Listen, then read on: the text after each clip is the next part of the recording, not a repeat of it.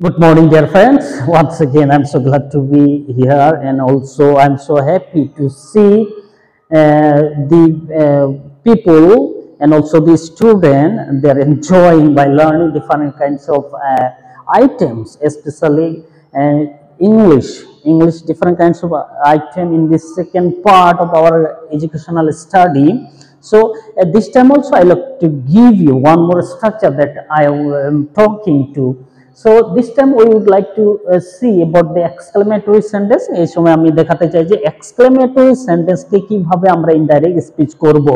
এবার মনে রাখতে হবে এই exclamatory sentence মানে কি, বলতেছে যে এটা হলো যদি রিপোর্টেড স্পিচের স্থলে exclamatory sentence থাকে তাহলে আমরা ইনডাইরেক্ট স্পিচ কিভাবে করব।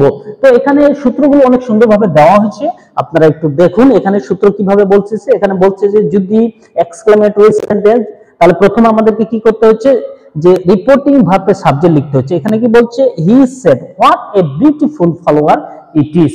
এটা হলো এক্সক্লেমেটরি সেন্টেন্স। আমরা জানি এক্সক্লেমেটরি সেন্টেন্স মানে হলো সার্টেন ফিলিংস এখানে প্রকাশ করে, যে আবেগ কিছু প্রকাশ করে, এই আবেগ যেটা বলছে what a beautiful flower it is, এটা হলো একটা আবেগমূলক বাক্য। তো এই সেন্টেন্সকে আমরা কিভাবে ইনডাইরেক্ট স্পিচ করব, তাহলে কি করতে হচ্ছে প্রথমে আমি রিপোর্টিং ভার্বের সাবজেক্ট লিখতে হি, তারপরে কি করতে হচ্ছে রিপোর্টিং ভার্বটি এক্সক্লেম উইথ জয়, সরো, ওয়ান্ডার, সারপ্রাইজ। তাহলে জয় মানে হলো আনন্দ, আরো কিছু দেওয়া যায়, গ্লাডও দেওয়া যেতে পারে এরকম, বা সরোর জায়গায় আমরা গ্রিফও ব্যবহার করতে পারি। তাহলে কি বলছে এক্সক্লেম উইথ জয়, তাহলে এখানে আমি দেই এক্সক্লেম, তাহলে আমি দিলাম এখানে এক্সক্লেম। যদি সূত্রতে বলছে এক্সক্লেম উইথ, এটা থাকতেছে উইথ দিলাম, তারপরে কি বলতেছে জয়, সৌরভ বা ওয়ান্ডার। তাহলে হোয়াট এ বিউটিফুল, এটা তো ওয়ান্ডার একটা বিষয়, তাহলে আমি এখানে দিলাম কি ওয়ান্ডার, এখানে আমি ওয়ান্ডার ব্যবহার করলাম। ওয়ান্ডারের পরে কি বলছে, তারপরে বলতেছে যে এখানে ইনভার্টেড কমা উঠিয়ে দ্যাট হবে, তাহলে আমি এটা দ্যাট লিখলাম। দ্যাট লেখার পরে কি বলতেছে রিপোর্টেড স্পিচ অ্যাসার্টিভ সেন্টেন্স হয়ে, এটা একটা ইম্পর্টেন্ট বিষয়, আমি এর আগেও বলেছি যদি রিপোর্টেড স্পিচের স্থলে ডিফারেন্ট কাইন্ডস অফ সেন্টেন্স থাকতে পারে, ইনডাইরেক্ট স্পিচের সময় সব সেন্টেন্স কিন্তু অ্যাসার্টিভ সেন্টেন্সে চলে যাবে। তাহলে এখানে অ্যাসার্টিভ সেন্টেন্স মানে প্রথমে কি লিখতে হবে, সাবজেক্ট লিখতে হবে। তাহলে আমি কি করব, এখানে অ্যাসার্টিভ সেন্টেন্স প্রথম সাবজেক্ট, এখানে ইট রয়েছে, তারপর কি বল এখানে ইস রয়েছে, তাহলে এখানে কি বলছে টেন্সের পরিবর্তন হচ্ছে, তাহলে ইসটা কি হয়ে যাবে ওয়াজ হয়ে যাবে। আমি কিন্তু এখানে ওয়াজ দিলাম, যেহেতু সাবজেক্ট থার্ড পারসন সিঙ্গুলার এর জন্য আমি ওয়াজ দিলাম। তারপরে কি করব, এখানে তারপরে ওয়াজ যদি থাকে সেটা হবে, কিন্তু হোয়াটটা এখানে বাদ যাচ্ছে, তাহলে বলতে হচ্ছে that it was a beautiful, এখানে বলছে এ বিউটিফুল ফলোয়ার, এটা কিন্তু উত্তর। তো এইভাবে যদি আমরা ডাইরেক্ট স্পিচ থেকে ইনডাইরেক্ট স্পিচ এই পয়েন্টে যদি আমরা লিখি, তাহলে কিন্তু আমাদের উত্তর কিন্তু কখনো ভুল যাওয়ার সম্ভাবনা থাকে না।